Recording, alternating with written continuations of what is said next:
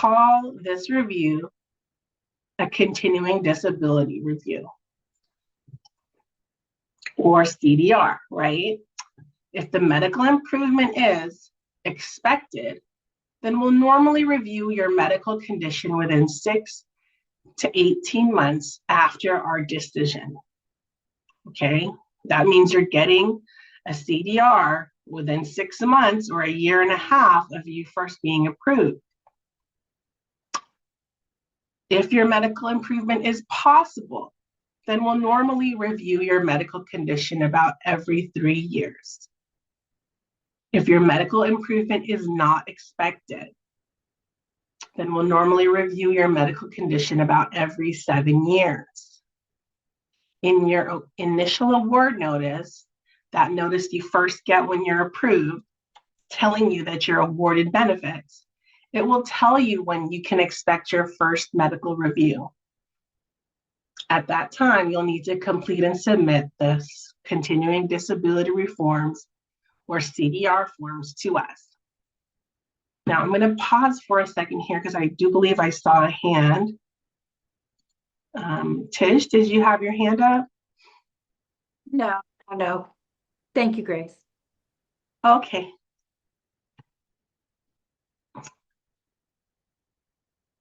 All right. So moving into the next slide here, I had mentioned that you would get a notice upon the initiation of your medical CDR. Now I have a sample here and I hope you guys can see it. What the header is going to look like. It'll have Social Security Administration, if you're getting disability, or if you're getting concurrent benefits, SSI and Social Security Disability. And you can see the subheading there says Notice of Continuing Disability Review. Okay, that's going to tell you right away what this notice is about. And then the first page here on the left, and then the second page on the right. This is the cover notice. So the first paragraph here is telling you that we must regularly review the cases of people getting disability to make sure they're still disabled under Social Security rules. We may also review cases at other times. We are writing to let you know that we are starting to review your disability case. Okay, we have enclosed a pamphlet that will tell you more about the review. And then it goes into here telling you that we need current medical information to complete the disability review that we are required by law to conduct. Please fill out the enclosed forms following the instructions that are provided. Also letting you know that the forms are needed. It reminds them to sign, it reminds you to please sign and date the enclosed forms and return them in the enclosed envelope. So when you get this, it's going to also have a return envelope in there for you so that you don't have to not only use a stamp, but you'll have something to return it in. And on that envelope, you know, the office that receives that will know what it's for. So it minimizes losing or misdirecting your documents, right? If you use that envelope that's enclosed. And the notice also lets you know to contact us on the phone number that'll be on the notice. It's usually the 800 number or the field office number if you have any questions about the forms. And then in that same envelope will be the forms that we need. So when you get it, it's gonna look, like Tish mentioned in the beginning, like a pretty big envelope. In there, you're gonna find the Continuing Disability Review Report, which is an SSA 454. There's also gonna be a SSA 827, the authorization to disclose medical information to Social Security. If you've worked since you were first approved, there will probably be an SSA 821 work activity report in there. And if you're on SSI, there may be a function report. If maybe you're converting from a child to an adult. And then you can see there's also a few other paragraphs there letting you know how we'll decide if you're still disabled. We'll let you know what we decide, which just means you're going to get a notice with the decision. That we're going to take these forms and send them off to the disability determining service, like we did with your initial claim, and they're going to be the ones to decide if the disability continues. And you can see on this second part here on the right, says if we do not hear from you, okay, which means if we don't get this back or we don't get any contact, your benefits might be suspended, okay? And there's some more information there saying that, you know, that you have the right to appeal, and that if we are going to stop your benefits, you would get another notice, and then our phone number, etc. Okay, so we send that all out. If we don't hear back, we will send a second request notice. The header will be the same, except on top, it'll now say second request. And this will not have the additional forms. This is just a follow-up notice, letting you know, hey, on this date, you were advised that your Social Security disability case was due for a review. And we asked you for some forms to complete, and we have not heard back. We have not received those forms. Okay, it'll list again the forms that were sent to you. In this sample, it's that CDR form, that SSA 454 and the 827. And now it's telling you again, hey, we may stop your benefits if you don't respond to this request, or contact us by, and it'll have a specific date to tell us why. In this letter, it says May 28th, 2024. So you can see if the request was made in April, we're sending the follow-up roughly a month later. We typically send a follow-up after 30 days if we haven't heard back from the initial request.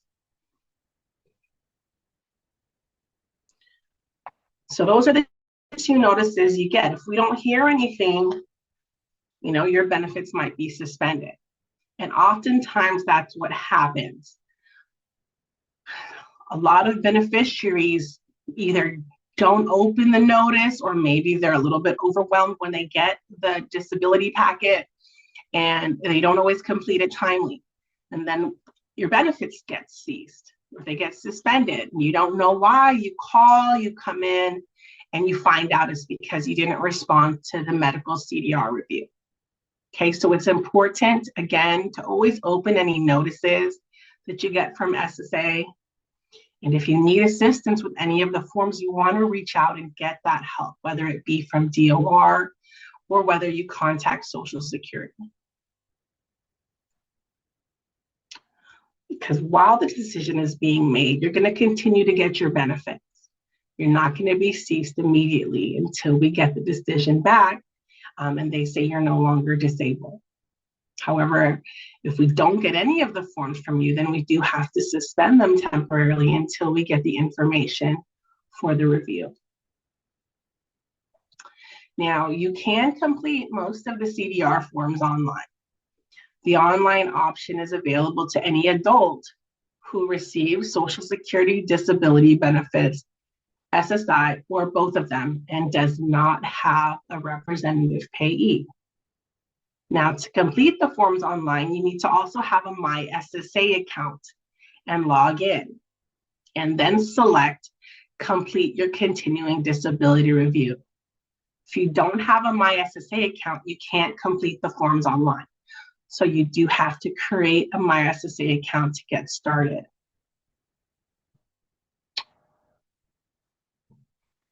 It's also helpful with the My SSA account to do the forms online because it allows you to check the status and the progress, make sure that SSA received it. When you submit it online, you can print out a receipt.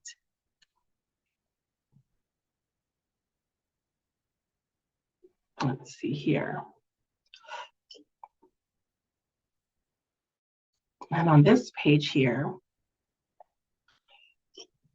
is some helpful links regarding medical CDRs or continuing disability review. I did fail to mention that that online option to complete that Internet 454 disability form, although it is available through your MySSA account, it has to be initiated by the field office. So if you don't see that option, then it has not yet been initiated by the field office, meaning they haven't issued or initiated that you need a medical CDR. So the field office gets a reminder. And once we get the reminder, then we have to initiate the process. And once that's done, then you'll be able to access the online options to complete the medical CDR forms. Once it's initiated, then you'll get the forms in the mail, okay? Until the CDR has been initiated, nothing's gonna happen. So let's see, this first link is really just the information on our website about continuing eligibility if you're on disability benefits. So if you click here, let's see.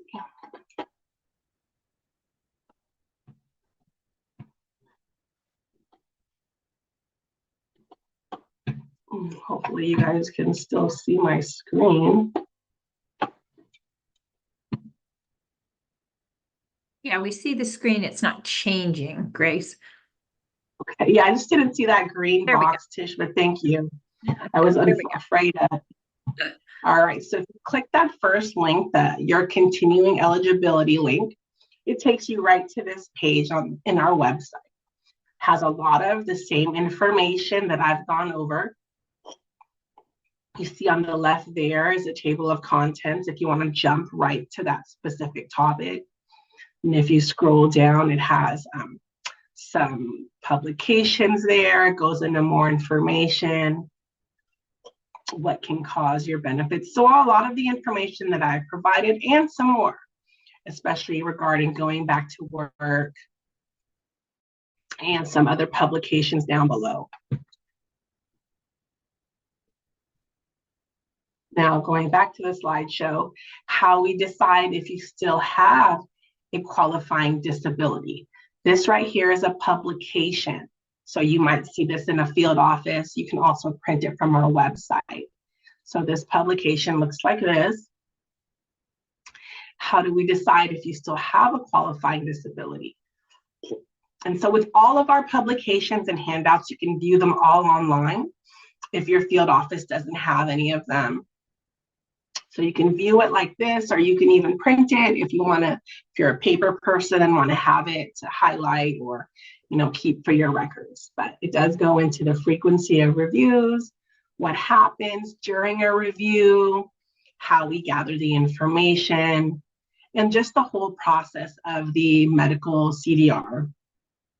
Okay, so that one's pretty helpful, I think, as well, for a nice summary of what happens.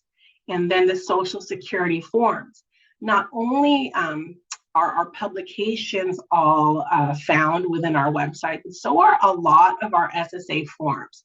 So if we were to click that link, it would take you to this page, the forms page, where it tells you that all our forms are free, and not all forms are listed. So for a medical CDR, you would be looking for the 454, the 827, maybe an 821, or maybe a function report.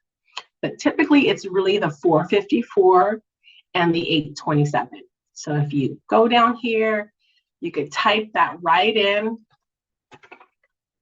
and there it is, continuing disability report. Okay, so I tried to share those links so that you guys could use them to just better navigate our website. So the links to the forms I've also put here on this page. This is that 454, that CDR form, the 827, a medical release. If you're required to do a work activity report or a function report, I have listed their links in here as well. Again, when you get that packet that tells you you're undergoing a CDR review, a medical CDR review, these forms will be in that. Okay, but I did want to show you where you could get them if in case you needed an extra one, or maybe you lost the ones that were sent to you. Okay, So going back to, let me find my mouse here. This slide here is going back to our website. So if you were to type in ssa.gov, this is where you would land. Okay, this is our landing page. And if you scroll down to the bottom of that page, on the left side under support, you will see the contact us link, find an office. Under that is forms. So that's that forms page that I showed you. And publications right underneath. If you wanted to look at that pamphlet that I showed you, you could click here and get to all of our publications. So let's look at that 454, or that continuing disability review report. It's 12 pages long. So like I said, you're going to get it and it's going to look pretty lengthy, but only 9 of them have questions. The first 3 pages are instructions. It's very similar to the adult disability report that you would complete at the initial level. So you can see this first page here, it's asking the date of your last medical decision. You might not have that. You might not remember when it was. Usually that date is pre-filled by us when we send it out. If you get a replacement or you have to print it out yourself, it's going to be blank and you might not know it. So you can leave it blank. That's okay if you don't have that date in your records. But that would be that date of when you were approved. And then the next section, section 1, is just information about you, your name, your social. In the last 12 months, have you used any other names, your mailing address, your phone number. Can you speak and understand English? Can you read and understand English? Can you write more than your name in English? So these questions are very simple, but you'd be surprised how many are left blank, okay? It's important to know if you've used any other names. It seems like an odd question, and by default, we typically will say no. But if you think about if you have a longer name and you use, let's say your name is Christina and you go by Tina or you go by Chris, we need to know if you use any other names because your medical records might have that shorter name or that other name. So just take a second sometimes. I know the questions might seem very simple, but you want to make sure none of your, medical records are with your maiden name, okay? Or maybe they still have your married name. So that's why that question is there, okay?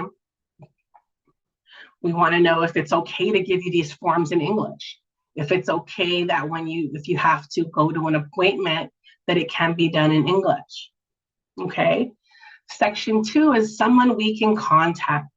We want you to provide the name of someone, not your doctor, maybe a family member or a friend who is aware of your medical condition that can help you with your case if we're not able to find you. So sometimes when we're trying to contact people because we haven't heard from them, we haven't got their phone or haven't got their forms back, now the phone number that we have for them is suddenly disconnected, or it just keeps going straight to voicemail. We don't want to suspend beneficiaries unnecessarily. And so we'll look to this form to call that individual that you named. Now, this does not have to be your payee. It's just someone that can help us find you, that knows about your condition, okay? Now, underneath that, section 3 is your medical information. So now we're going to get into the disability. So that first question here, 3A, is going to ask you what your conditions are, okay? The next question is asking for your height and your weight. 8 out of 10 claimants will leave this blank, and we can't send it over without those simple answers, your height and your weight. Like, again, I know you'd think that's so easy. That's something we would all know. Why would anybody leave it blank? You would be surprised. So when we're keying this information in, we can't send it to the Disability Determining Service, a DDS, without those numbers. So it's an incomplete form. You want to make sure you're looking at your form before you send it back or drop it off, because if there's anything missing, we have to find you again. We're going to have to contact you. Okay, height and weight for some reason is left blank all the time. So please make sure you put that in there. The next question here is asking you if within the last 12 months, if you've had or seen a new doctor, had any recent treatment from a healthcare provider, a therapist, a nurse practitioner, etc., or any other medical professionals. Okay, so keep in mind, bolded, it says within the last 12 months. Okay, so you're not repeating all of the doctors and visits that you provided us in your initial determination. This is as of the last year, have you? Okay, and if the answer is yes, you will check yes. And then it gives you an option to list all of the names of the doctors or facilities. What did they look at you for? What were the conditions they treated or evaluated? What's their phone number, their address? What was the date you last saw them? Okay, and I think we give you a whole page of slots for different iterations of facilities or offices or doctors that you see. So make sure to put them there. And if you don't know their address or their phone number, you can often look it up, online, or you can leave it blank. Maybe you can put the city and the state if you really can't find it. Usually with the name of the facility or the name of the doctor, we can locate it for you. But definitely the more information you can provide, the better. Okay, it says here on the top, if you need to list more facilities, you can do that in the remarks section. Okay, but the form does give you almost a whole page. Now, the next question here in the same section, the medical section, is about tests, okay, examinations, which is blood tests, breathing tests, EKGs, MRIs. Have you had any within the last 12 months? And you would list them here if you did, and where or which doctor you had it with. Okay, the next question is asking if within the last 12 months, have you taken or are you now taking any prescriptions or non-prescription medicines? And you will list them here. Okay, you can see here it has the name of the medicine, if prescribed by whom, and then what's the reason for the medication? Is it for your diabetes? Is it for high blood pressure? Is it for anxiety? The next set of questions is asking if you use an assistive device. Okay, that could be even something like glasses, a walker, braces, okay, a wheelchair. And it goes in, so the questions, as you see, they're not really difficult, but you do need to take time to fill it out because there are a lot of questions. The next section, section 4, is going to talk about work information. So the first question in this section says, since the date of your last medical disability decision, have you worked? Okay, so if the answer is yes, you're going to complete the rest of the questions. If you say no, then you're going to skip down. Okay. Section 5 is support services. So please provide any information about your participation in support services.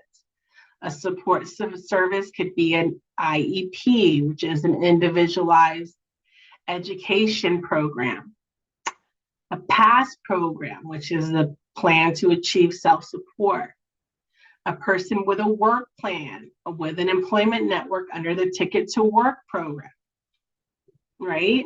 Or an individualized plan for employment with a Voc Rehab agency or any other organization. So anything that you are enrolled in that could do any of these types of support services, this is the section where you would complete that. Okay, so if you're working with a WIP, you're working with DOR, you have a PASS plan, this is where you would put that. Okay. Section 6 is any other medical information. Any other medical information you would want us to consider, you would add it there. And again, there's room there for additional slots. Section 7 is education, training, and literacy. So this is where you're going to provide information about your education, any training that you've done since your last decision. So everything in this form is since your last decision. Okay, we're not going back in time to when you were first approved, but since your last, we're going back to when you were first approved, not prior to that. Okay, so if you've done any night school, any trade school, any additional classes, this is where you would want to put it. And you can see here it goes on, about those different jobs or training programs or education programs. Then section 8 asks you about your daily activities. Okay, do your medical conditions cause you to have difficulty with any of the following? Okay, you would say yes or no. And if you say yes, you would check the options that you have challenges with. It could be dressing, it could be shopping, it could be lifting objects, it could be managing money, using public transportation. And maybe it's not listed here. Maybe it's something else. You have this big box underneath to write it in. Whatever it is that your medical condition is causing you to have difficulties with. We're almost done, but you see how long that form was. So page 11 has a big remarks section, a whole page for you to write anything that didn't fit in any of the prior fields, okay? Or anything additional you want to share. You have a whole page on the remarks to add. Maybe you're taking more medications than the slots listed, you could add them here. Okay, and then page 12 is asking who completed the report and what date the report was completed. Okay, so the first line says the date it was completed. You would write in the date you finished it. Then who completed it? Was it you yourself, the beneficiary? Is it that person you listed that's helpful to you, your family member or your friend? Or was it someone else? Was it someone from one of the agencies you're working with? Do you have a rep that you work with? You would put their name and information here. Okay, so that's the form. That's the main form that we need from you when you have a medical CDR. Okay, again, every question matters. Anything left blank that we actually need, we need in order to send it up for a review. If the form is incomplete, we can't send it. And now you have this delayed processing time because now we're going to try to reach you. We're going to send you a follow-up notice. We're going to try to call you.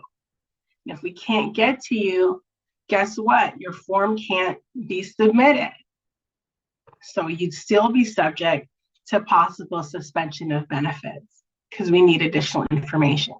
We can't take liberties to complete the questions for you, even if we think we might know them.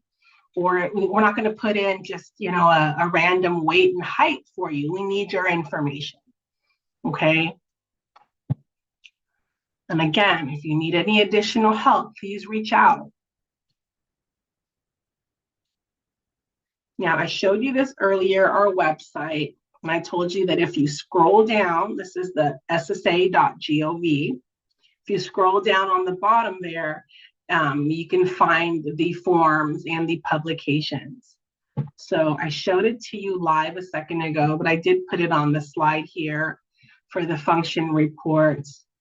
You could just type that in and you can see all of the different ones we have. I know that, we don't have children on SSI that are working with DOR to work, but you guys might have children on benefits, or you might know someone that has a child on SSI, and you can see there are additional forms. We need the function report to go with that medical CDR. So this slide is really just for informative purposes, just in case. You can see that the function reports are dictated by age. I know I covered a lot of information. I do just want to share with you guys again. We are on several social media platforms. Our handle is at Social Security for the most up-to-date information about policies, programs, any current initiatives. You can find them on our websites and our social media platforms. All of these are updated by our Office of Communications. And so it'll be where you find the most current and up-to-date information. Keep in mind that the information today that we've provided is current at the time of the presentation, but Social Security policy is subject to change. And please visit again our website for the most up-to-date information of our programs. All right, so we are at Q&A portion. Tish, please let me know if you want us to go into here or into the Q&A. Absolutely. Wait for the end. Absolutely. Thanks so much, Grace. Really appreciate the informative information and a thorough overview of the how to fill out the form. I think that's going to be really helpful for participants. The details that you provided just really were helpful in helping us all understand more about that medical CDR process. Lots of intimidation and confusing there. And so I think for me, it's important to understand, that they regularly happen, right? They are scheduled based on that information Social Security has about your medical condition. So just really That's appreciate correct. you taking just really appreciate you taking the time to be with us today. But let's go ahead and open it up for a Q&A session. As I mentioned earlier, go ahead and put your questions in the Q&A. And we will try and address them. Please keep your questions related to the presentation. We really are not able to answer your personal questions regarding your individual Social Security status at this time. Information and personalized guidance in order to be accurate really depends on your individual situation. And so let's go ahead and open it up for questions. Tina, any outstanding questions in the chat? Oh goodness, yes. You guys have been asking a lot of questions and it's awesome. Thank you so very much. There were a few things I was, typing away. So I apologize if I haven't gotten to everybody. I know there's a few outstanding things. But there was a question posed a little bit ago and brought up multiple times. Basically, what happens if you have not been seeing a doctor since you started receiving those benefits? Some questions in that form were coming up a couple times, just as far as like, if I don't see a doctor during this medical review, like, am I going to lose my benefits? Do I need to provide evidence of what's going on? That's a great question, Tina. Thank you. And thank you guys for submitting that. So if you haven't seen a doctor, it's not going to mean that you're no longer disabled, but it is limiting the evidence that you are still disabled, right? You don't have any ongoing care. What'll likely happen is you will receive an appointment with probably a state doctor for an evaluation. We call them CEs. A certified examiner will meet. You'll get an appointment letter, and then from that evaluation, and I guess your prior record, they'll decide whether or not you're still disabled.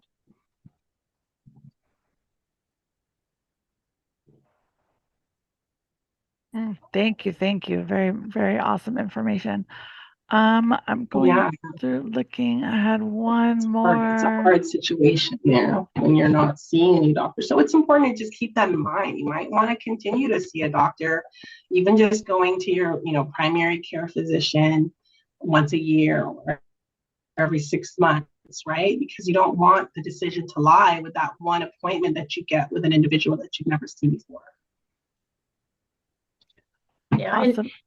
And just to clarify, someone did ask, if I'm already receiving benefits, do I still need to fill out these documents? If you receive and Grace, you can probably answer that a little bit better. But if you receive information from Social Security that asks you to reply with a date, absolutely, right? You do need to complete the documents. You're absolutely right, Tish. You want to always complete them. You want to always reply by whatever due date. And if you're not able to, it's not the end of the world. You just have to reach out to us as soon as you can. Let us know what happened. Why weren't you able to reply timely? We still want to get those forms going for you. We'll still make sure that, your benefits continue while that decision's being made. Yeah, absolutely.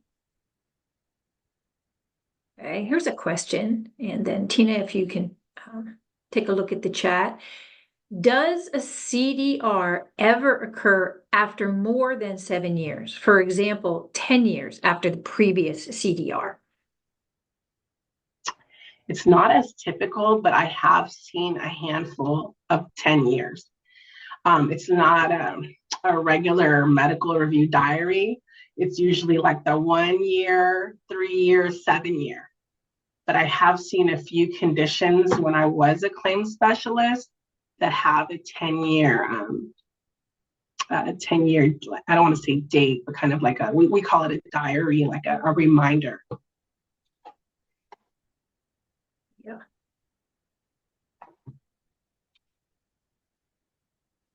How long does it take for Social Security to finish up the medical CDR?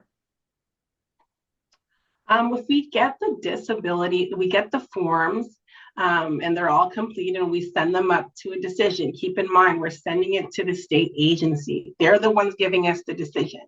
That team of doctors at DDS. It's not Social Security. We're handling all the non-medical factors. So once we get it to them and they make their decision and we get it back, all in all, including the time that it's at the disability terminating service, it can take maybe 2 to 3 months. Okay, but if they're ordering records, they're trying to find records, they're scheduling you an appointment, these type of things can make the process last longer. That makes sense, right? Okay. So this question is generally related. I wasn't able to fill out the CDR for about 6 months for certain reasons. And so Social Security stopped benefits, right? And I'm no longer disabled. I'm completing an appeal. If the appeal does not go through, do I have to reapply for SSDI?